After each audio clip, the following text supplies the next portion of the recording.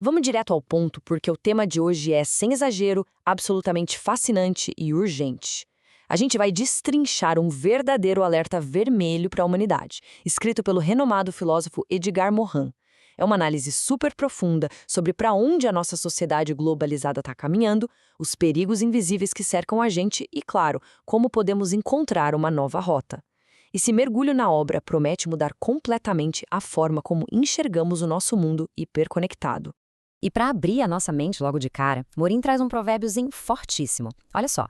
A grande via não tem porta. Milhares de estradas desembocam nela. Profundo, né? Isso já dita perfeitamente o tom da jornada. Não dá para ficar procurando uma única solução mágica ou uma porta estreita para salvar o mundo. O futuro da humanidade vai precisar de múltiplas rotas. É como um quebra-cabeça gigante, onde várias soluções convergem para abrir um caminho novo. E é exatamente essa a base de A Via para o Futuro da Humanidade. A crença central do Morin aqui é tão direta quanto, assustadora. Ele argumenta que o nosso mundo globalizado está navegando a todo vapor em direção a um desastre em cadeia. Isso, claro, a menos que a humanidade passe por um despertar coletivo. Ele faz um convite para a gente sair do piloto automático, sabe? Parar de ver a complexidade do planeta como uma ameaça e começar a encará-la como uma verdadeira chave para a nossa sobrevivência. Isso nos leva a um dos conceitos antropológicos mais vitais dele, a unitas multiplex. Calma, o nome parece complicado, mas a ideia é brilhante. A proposta não é criar uma humanidade pasteurizada, todo mundo igual, não. Pelo contrário, a verdadeira consciência planetária entende que a unidade humana gera nossa diversidade, e é exatamente essa diversidade que alimenta a nossa unidade. A diversidade é literalmente o grande tesouro da nossa unidade. O universalismo de Morin é muito concreto, abraçando essa terra-pátria onde as nossas diferenças culturais, étnicas e nacionais são justamente o que nos torna inteiros. Mas então, por que é tão difícil enxergar isso na prática? Pois é, o Morin aponta que nós, do mundo ocidentalizado, sofremos de umas deficiências cognitivas bem graves. São duas grandes ilusões cegando a gente. De um lado, temos o conhecimento compartimentalizado. É aquela educação super-hiper especializada que ensina a isolar os problemas e deixa a gente totalmente cego para as complexidades globais. Falta um pensamento transdisciplinar. E do outro lado, o ocidentalocentrismo, que coloca o Ocidente no trono da racionalidade, dando a falsa ilusão de que se tem a chave universal para tudo. Essa cegueira dupla impede a compreensão da realidade do próprio mundo em que vivemos.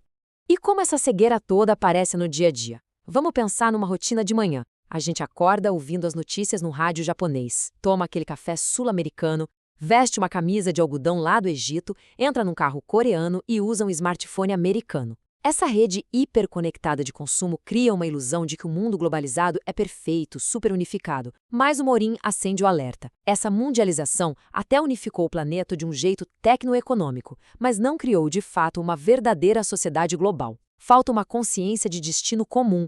E é aqui que a coisa fica mais dramática.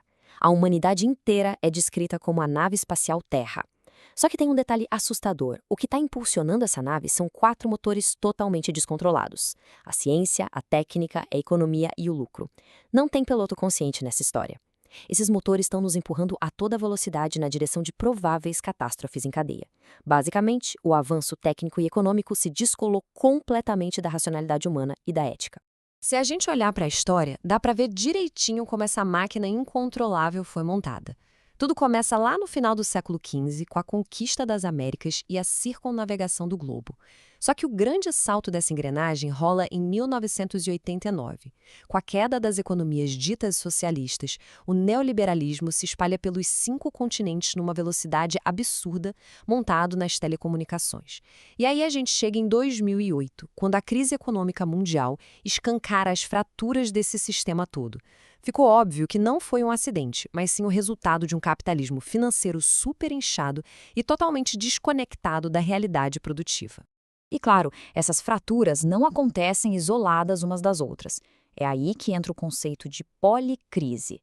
É uma crise monstruosa, com múltiplas facetas que se alimentam. Tem a crise econômica, movida pela hiperespeculação, a crise demográfica, com a superpopulação na pobreza, chocando com o declínio populacional dos países ricos e gerando uma intensificação migratória imensa. Temos a crise urbana, com essas megalópolis asfixiantes e poluídas gerando guetos de miséria. E a crise rural, onde as monoculturas industriais simplesmente destroem a vida natural e as tradições. É a crise da própria globalização. Então a grande questão é, como chegamos a esse ponto? O Morin chama isso de o mito do desenvolvimento. Pensa bem, o que o nosso modelo atual de desenvolvimento realmente mede? Só índices de crescimento, prosperidade financeira, lucros, estatística pura. Mas e o que ele ignora? Ele é totalmente cego à alegria, ao amor, ao sofrimento humano, à dignidade. Ignora tudo que não pode ser calculado ou monetizado na economia. O desenvolvimento acabou ignorando o próprio tecido da vida, confundindo a racionalidade humana com um mero cálculo de lucro. Essa obsessão absurda por crescimento infinito traz à tona um pensamento brutal do economista Kenneth Boulding, que o Morin cita e que acerta em cheio. Qualquer um que acredite que um crescimento exponencial pode durar para sempre em um mundo finito, ou é um louco ou um economista. É forte, né? O crescimento virou essa falsa promessa de salvação contínua. Mas o nosso planeta é finito. Tratar os recursos da Terra como se fossem inesgotáveis é literalmente a definição de loucura. Para colocar essa loucura em perspectiva, tem uma estatística no livro que é de cair o queixo. 1 bilhão de 100 milhões.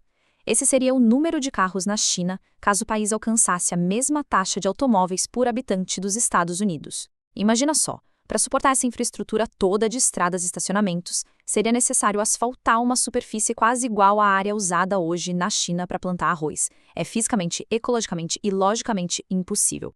É por essas e outras que a metáfora do Titanic planetário faz tanto sentido. Nós estamos a bordo de um navio gigantesco, movido à arrogância tecnológica, totalmente desconectado das realidades produtivas e dos limites biológicos da Terra. O risco de naufrágio não é só uma possibilidade, é praticamente inevitável se a gente não mudar o rumo logo. Mas, ao mesmo tempo, a obra deixa um fio de esperança de que, mesmo em caso de naufrágio, uma mensagem na garrafa consiga chegar às margens de um mundo pronto para recomeçar. Aliás, vale muito ressaltar que não é para ninguém jogar toalha. O Morin inclui uma citação poderosíssima da antropóloga Margaret Meads, que diz assim: "Nunca duvide que um pequeno grupo de cidadãos conscientes e engajados possa mudar o mundo. Na verdade, foi só isso que aconteceu até hoje." É sensacional. Mudar a via parece improvável agora? Com certeza. Mas o improvável já aconteceu várias vezes na história da humanidade. Como o autor mesmo diz, a primavera aspira a nascer, mesmo sob a ameaça da pior nevasca. E isso nos traz a reflexão final da nossa análise. Como é que a humanidade vai conseguir retomar o controle desses motores incontroláveis e traçar um novo curso para a nossa nave espacial Terra antes que seja tarde demais? Essa obra é um baita chamado para abraçar a complexidade, reconectar os saberes e agir. Então, fica aqui a provocação. Qual é o papel que cada um de nós deve assumir para ajudar a construir essa nova rota? Muito obrigada por acompanhar mais esse estudo e até a próxima jornada de descobertas.